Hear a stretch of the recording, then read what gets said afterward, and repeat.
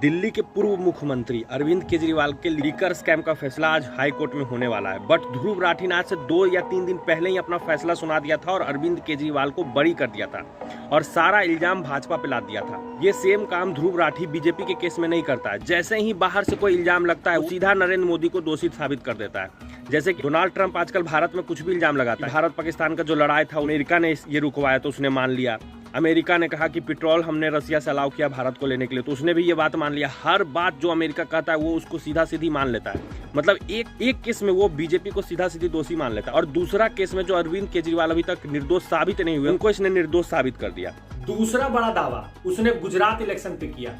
उसने कहा कि अरविंद केजरीवाल जब गुजरात इलेक्शन में आए तो उन्होंने नरेंद्र मोदी को डरा दिया। कैसे डरा दिया? उसने बोला कि आम आदमी पार्टी को 13% वोट मिला था जिसके कारण नरेंद्र मोदी डर गए। तो चलिए बीजेपी का आंकड़ा का कंपैरिजन करते हैं। पिछले इलेक्शन में बीजेपी को 49.1% वोट मिला था और जिसमें आम आदमी पार्टी ने इलेक्शन लड़ा था उस इलेक्शन में बीजेपी को 52.5% वोट मिला था, मतलब आधा से ज्यादा। यहाँ पर तो बीजेपी का वोट परसेंटेज बढ़ गया। तो किस तरह से केजरीवाल ने नरेंद्र मोदी को डराया ये भी समझाने वाला बात है। उल्टा आम आदमी पार्टी ने कांग्रेस का वोट खाया और कांग्रेस को कमजोर किया गुजरात में। पर यहाँ पे उसने क्या किया, सारा क्रेडिट आम आदमी पार्टी को दे दिया और बीजेपी का सारा क्रेडिट खा गया। आधा ज्यादा जब वोट बीजेपी को मिल ही गया तो तुम कुछ भी कर लो, तुम नहीं हरा सकते हो बीजेपी को। पर ये वो लॉजिक नहीं समझेगा और वो बोलता है कि ये सब चीज तो एक छोटा बच्चा भी समझ सकता है। छोटा बच्चा समझ सकता है पर बिका हुआ इंसान नहीं समझ सकता। अब तीसरा दावा के बारे में बात करते हैं। दिल्ली इलेक्शन पे उसने क्या बोला? दिल्ली इलेक्शन पे उसने बोला कि बीजेपी और आम आदमी के वोट परसेंट में सिर्फ 2% का डिफरेंस था। मतलब इतना बीजेपी ने भ्रम फैलाया, आम आदमी पार्टी को बदनाम किया। उसने वो पहले फैसला दे दिया कि बदनाम किया, भ्रम फैलाया, उसके बावजूद सिर्फ 2% का डिफरेंस था। यहाँ भी देखो उसका कंपैरिजन करने का तरीका कितना घटिया है। दिल्ली में पहले आम आदमी पार्टी का वोट परसेंट था 53.57%, मतलब लगभग 54% का वोट परसेंटेज था आम आदमी पार्टी का। और बीजेपी का कितना था पिछला बार? लगभग 38.5%, मतलब 15% का गैप था दोनों पार्टियों के बीच में।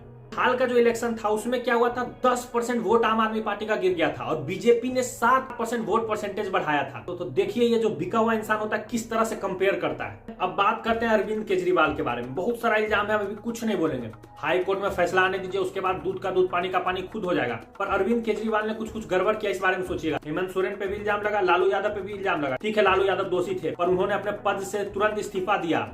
हेमंत सोरेन ने तुरंत अपने पद से इस्तीफा दिया पर अरविंद केजरीवाल अपने पद पर बने रहे। इस बारे में उसने कुछ नहीं बोला। ये इतना ढीठ इंसान है कि एक तरफा बात रखता है। जिसका पैसा खाए हो रहता है उसका एक कमी भी वो बता दे तो आप कहिएगा। बीजेपी इतना ही सक्सेसफुल रहती तो हेमंत सोरेन को भी हरा सकता था इलेक्शन में। झारखंड में दोबारा हेमंत सोरेन चुनकर आए थे। यही काम अरविंद केजरीवाल भी कर सकते थे पर उन्होंने नहीं किया। क्योंकि उनका काम उस तरह से इफेक्टिव नहीं था। तो सीधा सीधा बीजेपी पे क्यों दोष लगाते हुए? उसने अपने वीडियो में ये दिखाने का कोशिश किया कि अरविंद केजरीवाल से नरेंद्र मोदी डर गए।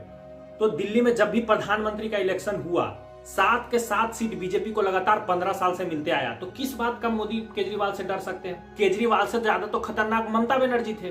बंगाल में प्रधानमंत्री का इलेक्शन हो या मुख्यमंत्री का इलेक्शन हो, ममता बनर्जी ने डोमिनेट किया है नरेंद्र मोदी को। हर इलेक्शन में टीएमसी ने बीजेपी से ज्यादा सीटें लाई हैं। तो किस बात को केजरीवाल को तुम इतना बड़ा तोप साबित करने में लगे हुए हो? बाद में कोर्ट क्या फैसला देगा नहीं देगा ये तो बाद की बात है। बट एक बात तो मैं कहूंगा कि भारत में जो फ्रीबीज का चलन है वो हमारे आदरणीय श्री केजरीवाल जी ने ही शुरू किया है। इस बारे में ध्रुव राठी कुछ नहीं बोलेगा। फ्रीबीज के कारण भारत को कितना नुकसान हो रहा है। बीजेपी ने भी लास्ट में यही करना शुरू कर दिया, फ्रीबीज दिया। दिल्ली में अभी तक बीजेपी का ही नहीं जीत रहा था फ्रीबीज के कारण।